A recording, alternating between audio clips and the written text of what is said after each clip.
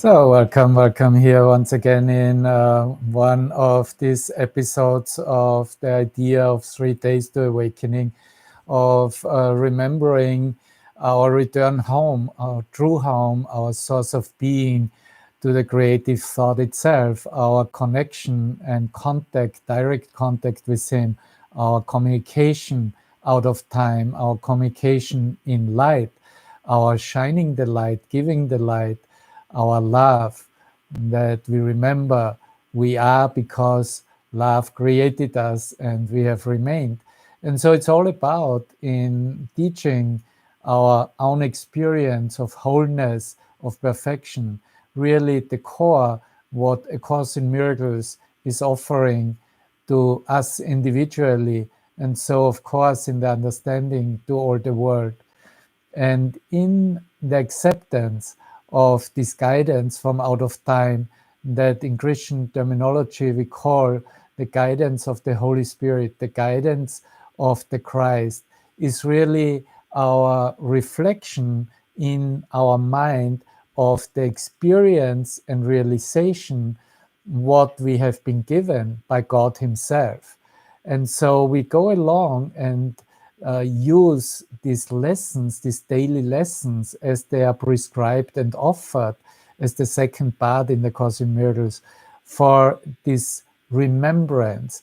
And the remembering the truth of myself can only happen when I'm willing to give everything and go to any lengths in order to change my mind, so that a new perception, a completely different perception, a way of seeing myself, you, the entire world, especially when there are controversies, when there are difficulties showing up, when there are reflections in the mind that do not reflect happiness or peace of mind, but reflect really the ego's separation thought, and might even be emotionally experienced as very painful and suffering. And so a lesson of the day becomes a very important and valuable tool in order to remember who we are and what this is all about within our own personal transformation. And so I always make a little cross-reference before I'm going to go into these written words that I call 3 days to awakening, day one, looking for a way out of here. These parts of this book that is a work in order to be motivated with this mind training of A Course in Miracles, to feel a motivational energy of, is particularly those who are new to A Course in Miracles and don't know really, and there's a lot of different offers in their mind that direct towards transformation, that give indication of how to wake up from the dream. But see, this Course in Miracles is really focused on removing the blocks to the awareness of love's presence, as it is stated in the introduction of this course. And so it is not really concerned about the love that created you, us, and that you are, because that is something that is your natural inheritance, as it is said. That is already what you are. So all we do is actually we look at the veil that we have drawn across our consciousness in order to delude ourselves with concepts and ideas that we have accumulated through thousands of years, a long, long time. And by this accumulation, notice that we were basically getting to more distance to the peace within ourselves. Or I would simply say it doesn't work, or I would simply end up in an idolization and just an adoration of idols as they were set by religious establishment, religious doctrine. Now, in that opening up, in that freeing up of our minds and consciousness, we can very well differentiate between the truths and illusions. And this is really what this workbook, or the mind training of the workbook of A Course in Miracles, offers you, me, each and every individual who is willing to go along and do a lesson at a time every day. And so on the 261th day, not just a new sequence with the introduction, what is the body, starts, but we are in that lesson that God, in that practice and application, that it is God that is my refuge and my security. And those are just short lessons that invite us to go into light, to be in that communication and contact with God, but also who guide us clearly to acknowledge the truth of ourselves. And so you will hear that he's talking about where this place in your mind where you are safe and where you cannot be attacked, because this is the place where you are in communication. And he, just to use here a few words out of this lesson to let it speak for itself, there is a declaration that we are given in this lesson, and it is, I live in God. You live in God, brother, no matter what you think. You might think, well, I'm in purgatory or I'm in hell, actually, and that is anyway the world I see. And no matter how long you are already active with this Course in Miracles, you have today a new opportunity and an invitation to acknowledge that you live in God. And I will add on right away, and nowhere else. You only live in God. You can only live in God. So in Him, we find our refuge and our strength. In Him, I find my refuge and my strength. And in Him is my identity. My true identity is only in God Himself. And in Him is everlasting peace. And only there will I remember who I really am. You see, only there. So you might say, I understand this course very well of not rejecting the world, and you are right in that. We are not rejecting any longer the world. We are not hiding any longer in monasteries, centers, or whatever places, caves in the Himalayas, I would always call it. But we are standing exactly right there, how it shows up in our mind. And this is right now the place where I find myself with you listening. And this is the perfect opportunity to, to realize who I am, and to realize that this is not within the dream, but actually only in the dream appearance, but already in the mind of God, already in heaven. Because in, in the worldly sense, which is reigned by bodies, and so is the abode of the ego, this thought system, as we were just sharing it, to live in God and to find strength, refuge, everlasting peace in Him, those are not offers that the world will give you or will teach you.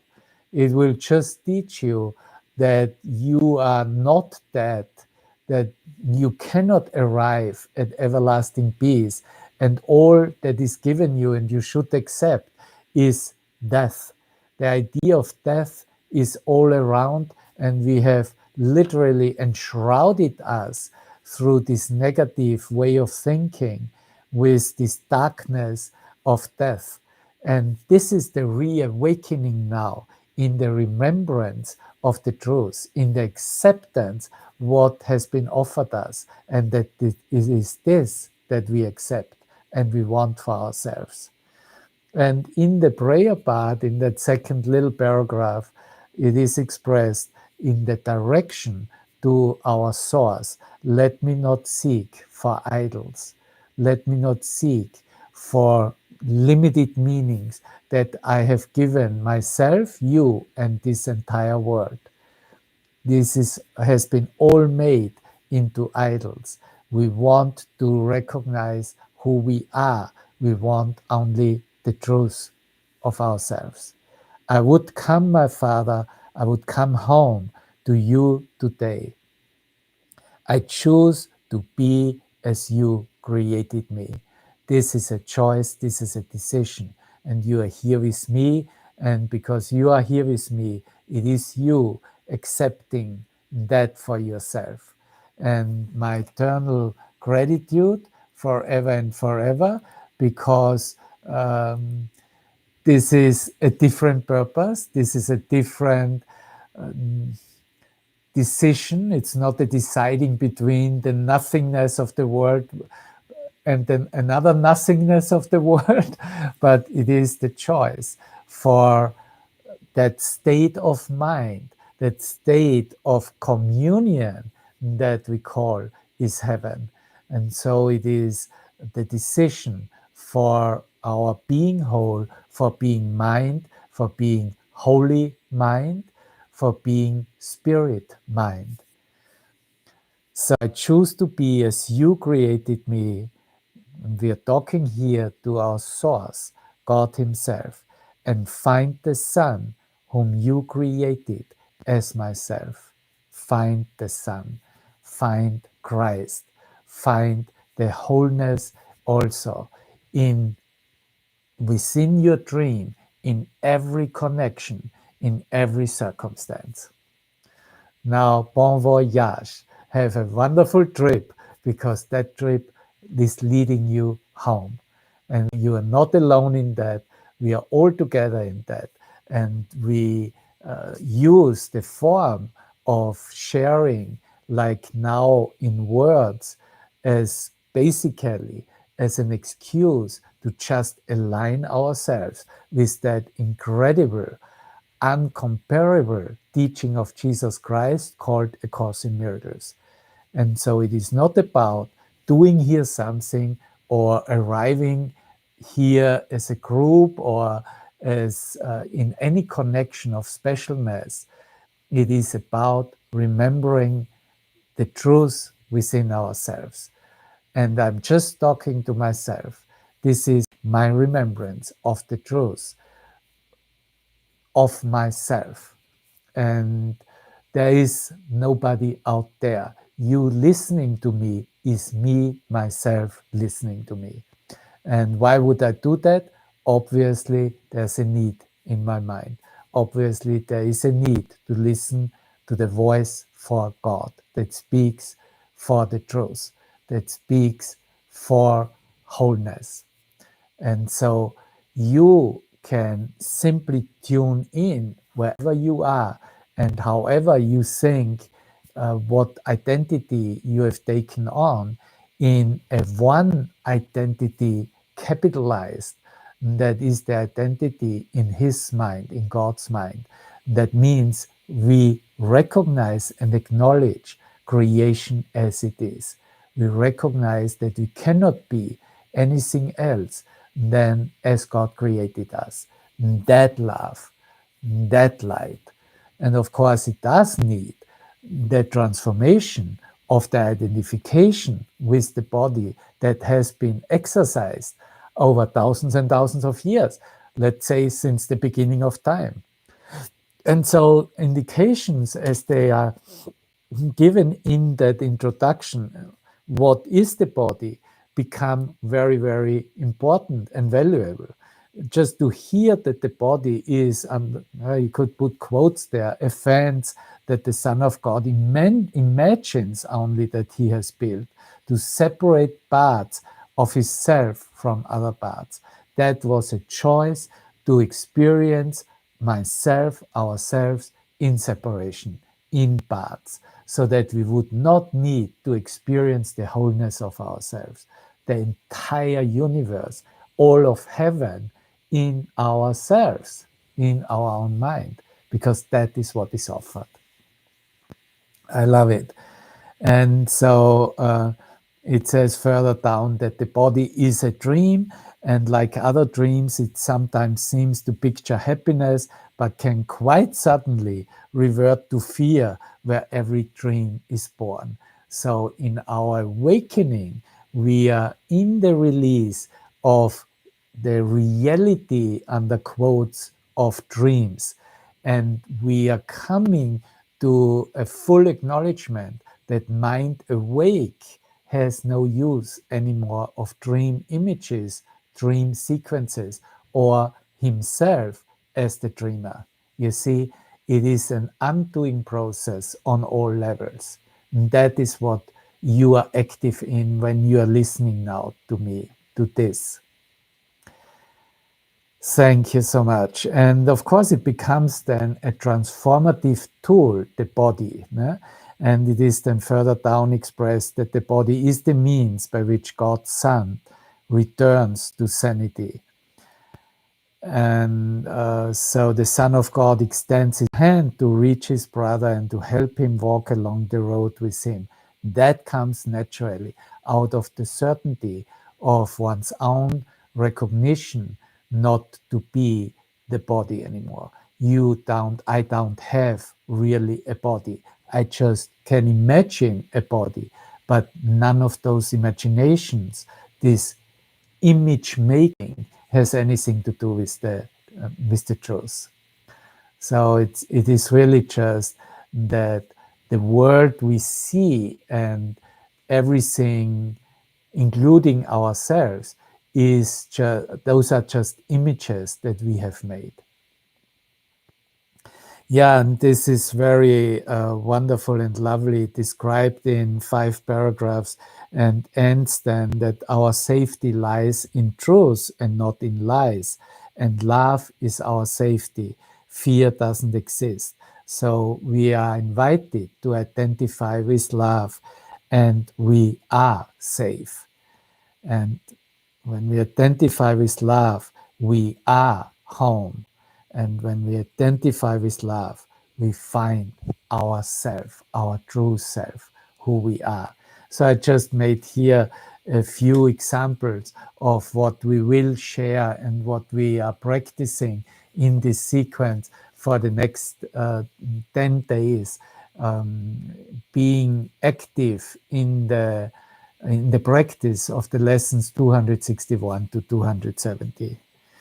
And opening now this book, 3 Days to Awakening, we will find the clear connection to what we are sharing in saying that we want to be very clear how this works, how this mind training, this change of mind works, so that where we were coming from, and we spent a few episodes with that, looking at the idea of perspectives of dreaming, of being identified or already being in the transformation and knowing about the illusory nature of the dream, or calling it uh, to uh, to be awake in the dream.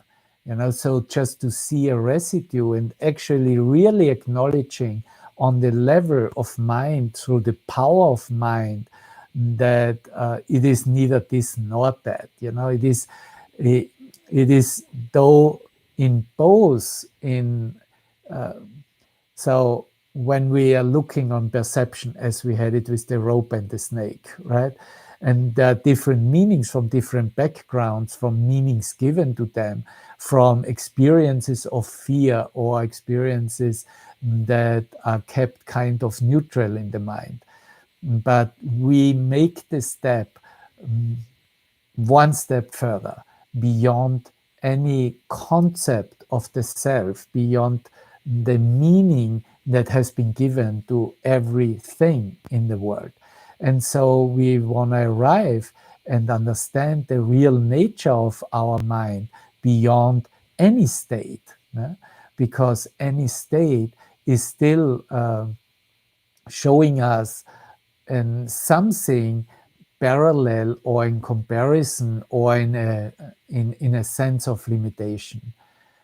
there is, as it was expressed, and we were sharing that in the last episode, it was expressed in traditions, mostly in Eastern traditions, as the fourth state, where it was no longer about the perception, the sensory, including the emotions or the thought as the meaning, but really the fourth state that is all inclusive. And yet Jesus would call it in the Course in Miracles above the battleground, and it is a seeing and being in there, but not being identified.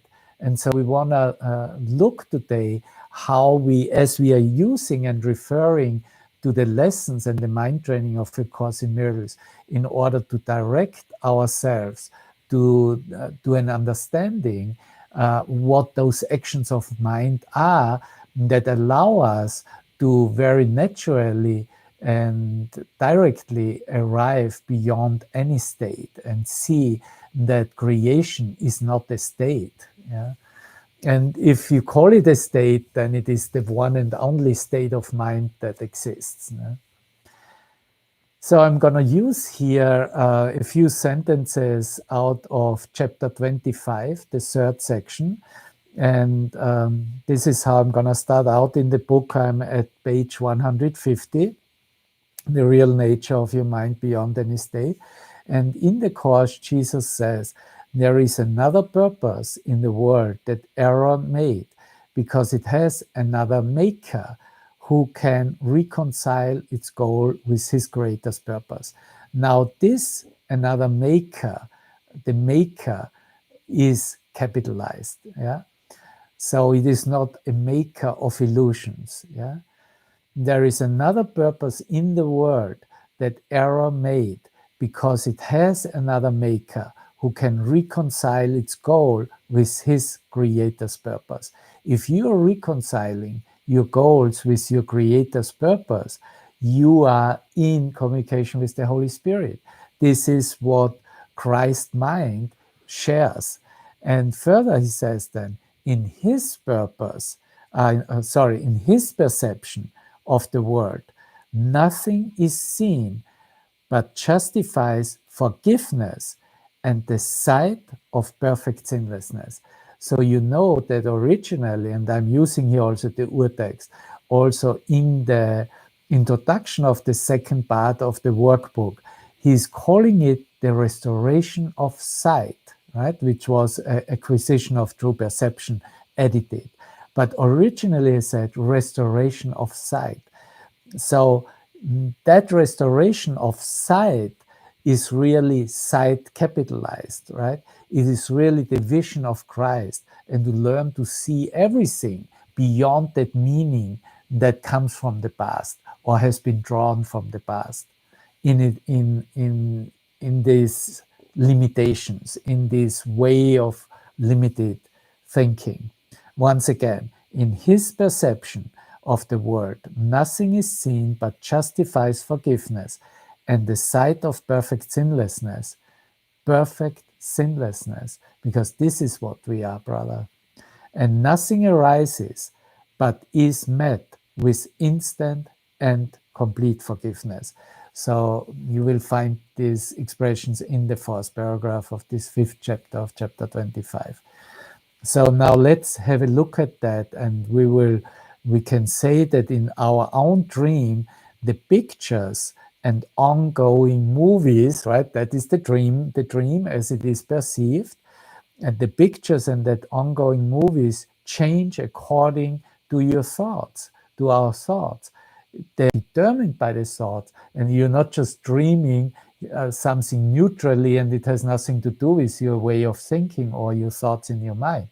This, what you see as the ongoing movie, is the reflection of your thoughts.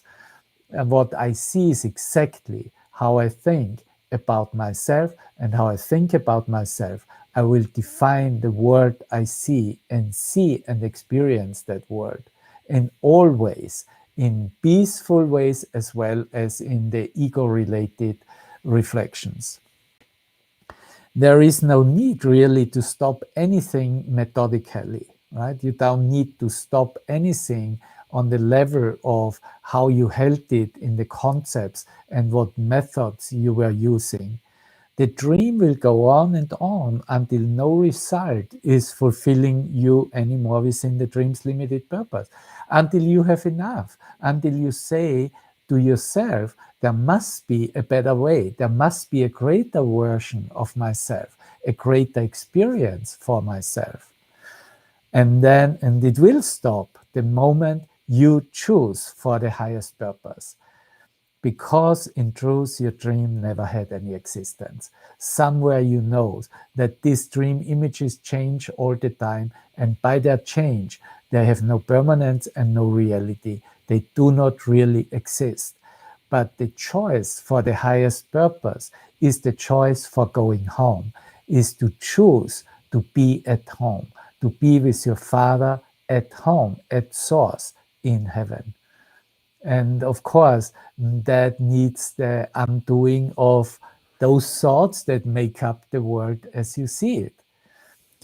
But what is essential to experience in the dream is the unfolding of miracles. Right? And I'm clear we all agree with that. The unfolding of miracles performed by the faculty of the Holy Spirit, because it is only a miracle, a real miracle, if we can sense and see that this is an insertion from outside this frame of where time-space limitation is perceived. It is an insertion of the true place in our mind. And the uncompromising ability of your healed mind to no longer acknowledge any differences the body's eyes see, including all the actors as well as the acted pictures in the dream you're dreaming, right? All the figures as you put them there, with all the roles that you have given to them, all the acted pictures in the dream that you're dreaming, right? So the uncompromising ability of your healed mind, you have an uncompromising ability. Isn't that great? Yeah. To no longer acknowledge any differences that the body's eyes see, and then try to bring together with some past references in order to still hold it dear and valuable and real. But so you are only seeing yourself. That will be always the directive.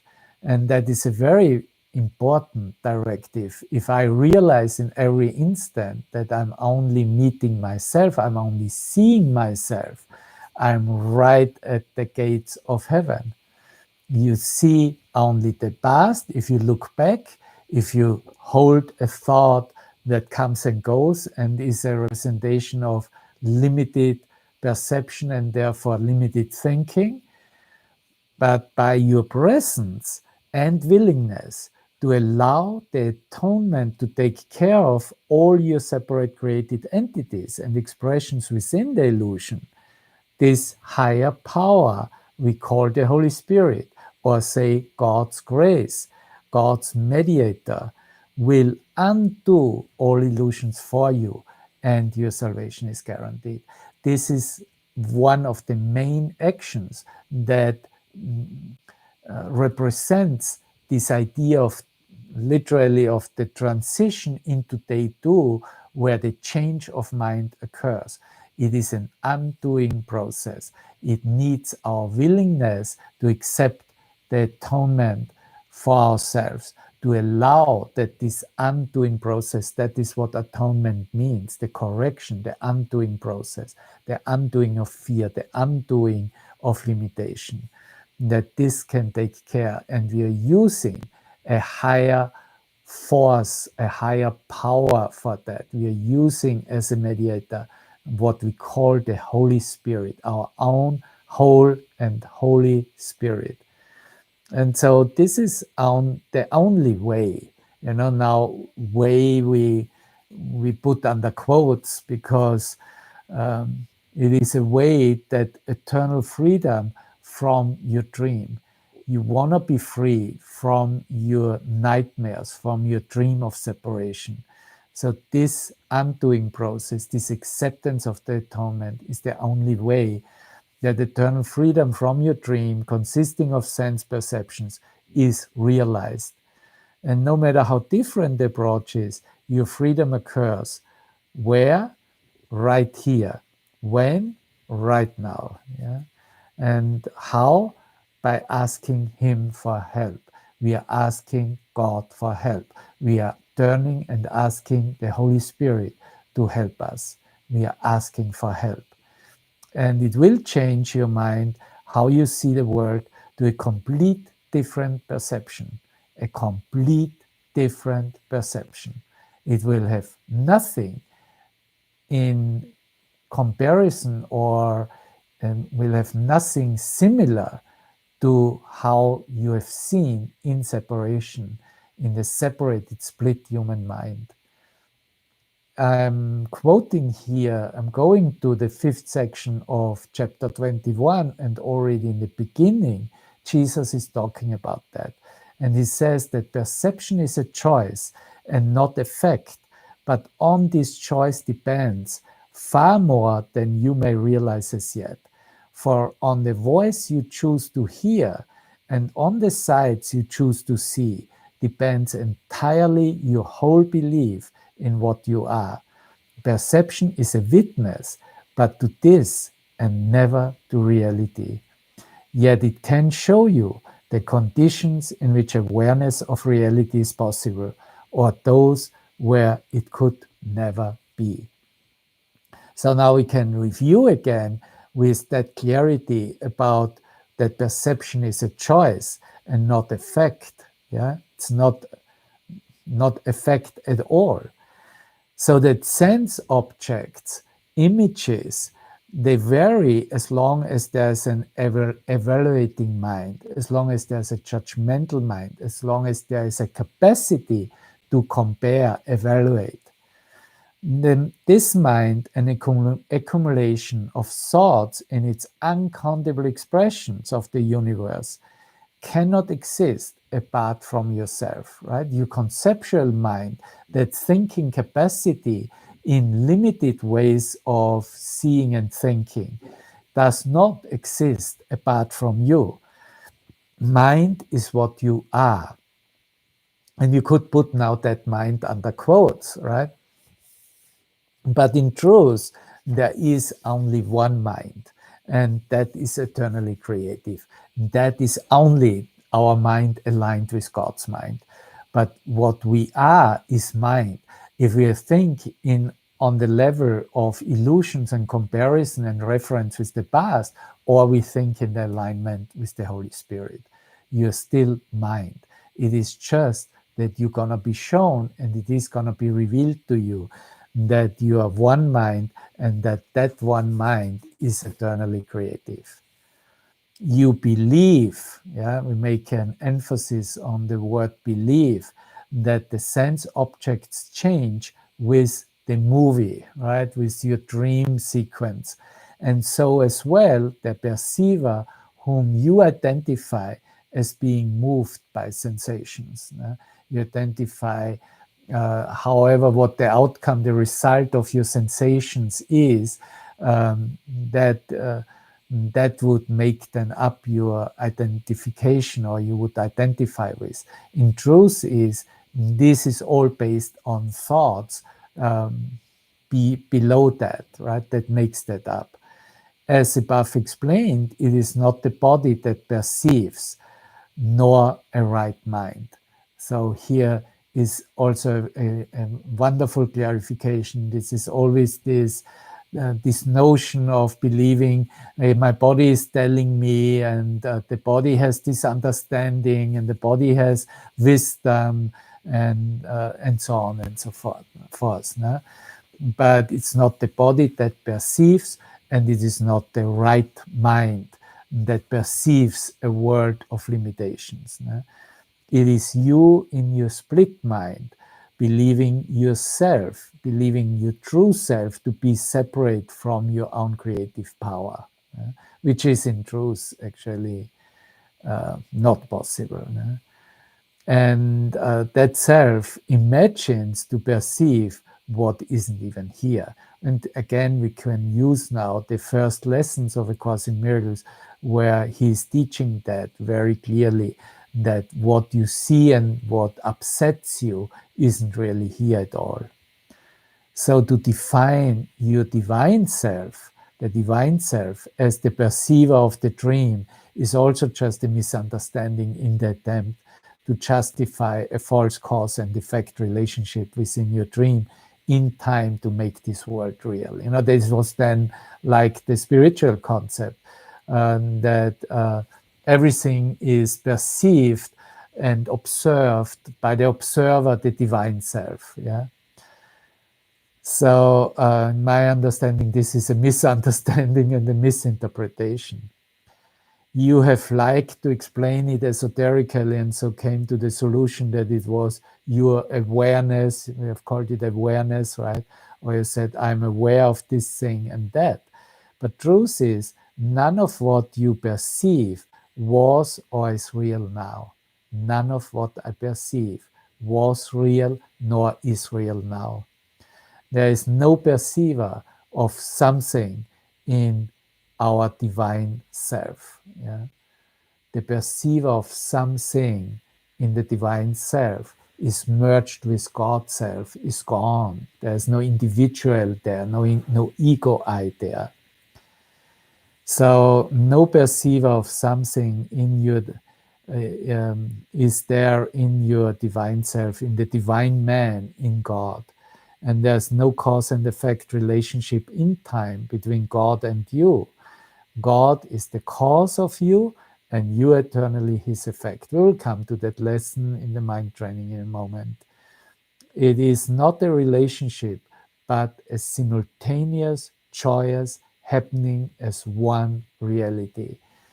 So the moment you can experience joy and you're literally exploding in that giving, in that expression of your joy, that's really where you experience that simultaneous cause and effect revealing itself to you, or seeing, okay, my cause is God, and of course that his mind is what I am, and I'm thinking only with his mind.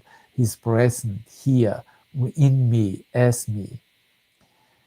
Thank you. So an instant of sharing the creative thought forever and forever. Being yourself, being your true self, the presence of all in the thought of creative light is what pure awareness of your conscious awareness is. You see, there we can make a difference of that. You being aware of something illusory is nothing. Yeah? That awareness is still nothing. And that's why Jesus says in the beginning of the Course that the consciousness is still part of the domain of the ego, right? You can truly only perceive this light because you are it and nothing else. All things here. And now let's review it, how it looks like in the dream, in the movie, on the perceptual level. Sounds, forms, sensations, emotions, feelings, associated thought forms, they all were released along with the me, with the you, with that I sense. They are seen as changing and disappearing on their own according to how much of the power of mind is used for this conversion. A false seeing is changed and eradicated by a systematic training of the mind in order to undo the basic error of giving anything in the world meaning. And this false seeing doesn't mean anything, and without a meaning does not exist.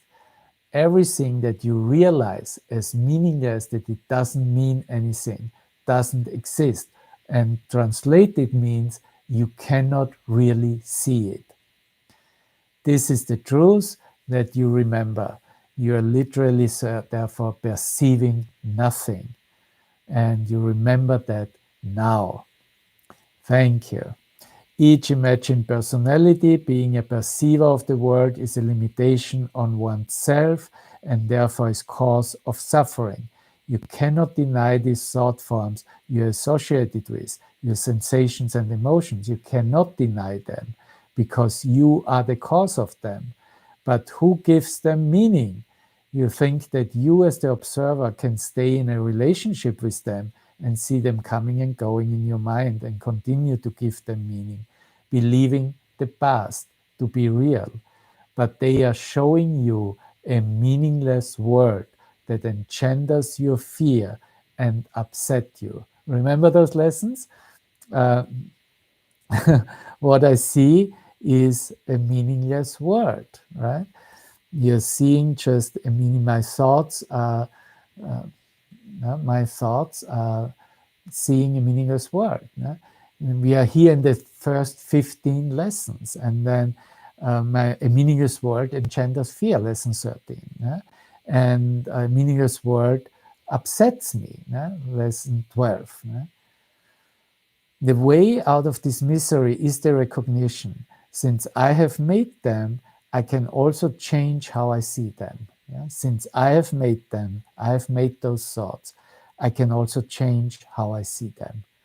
And thus you will discover the truth that you do not exist as a perceiving or thought processing personality. You do not exist as something that you can still evaluate, see here within your dream, but has no eternal nature. God and seeing with Him is seeing what is eternally present, who you are for all times, in truth, out of time, timeless, because your timeless being is what creation is. Okay, I will just finish that up here for the day. Thank you so much for being here and being willing to follow this teaching. Since man doesn't like to give up the defenses of his imagined self-existence, he or she continuously attempts to find ways to escape this total loss of their ego identity. We even use the tactic of identifying ourselves and all our associations as impersonal. Man is justifying a spiritual seeker self-identity, I call it, a seeker self-identity, in his play, in this game, playing of being drawn to and holding on to what feels impersonal to him. This is that idea of a neutral thought, of being impersonal. It has nothing to do with me. It doesn't touch me, or it cannot touch me, and all that. But see, this needs to come naturally in the transformative state, not through a shutting down. This tendency to engage oneself in an impersonality trip is a very personal experience.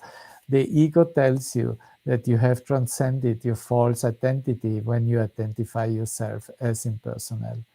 But no matter what you try, the fact is that you do know that you do not exist as a conceptual mind.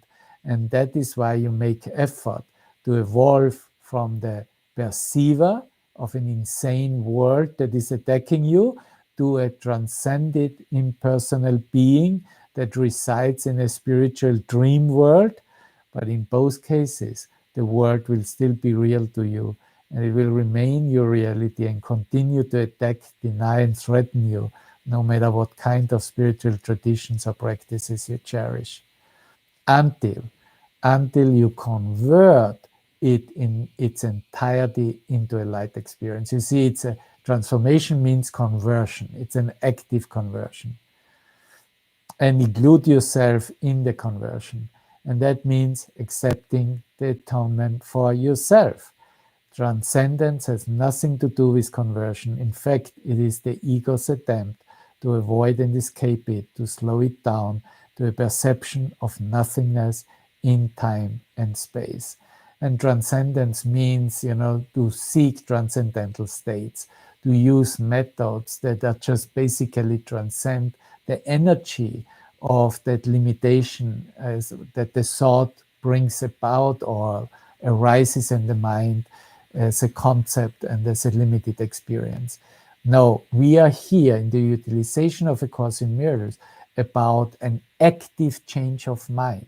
We are changing the way of seeing, changing how we think about ourselves and everyone. And therefore, it comes to a new perception that is capable to see the light, that is capable to see and meet everyone in a completely new light. So I'm very, grateful. I'm grateful, exactly, grateful for this teaching that Jesus is offering us. I'm grateful for you joining in this teaching and being willing to also change your mind and go at any length. So blessings, brother. Love you, and you have a most wonderful day, evening, morning, wherever you are, whenever you tune in and listen to that voice that speaks for God. Bye-bye.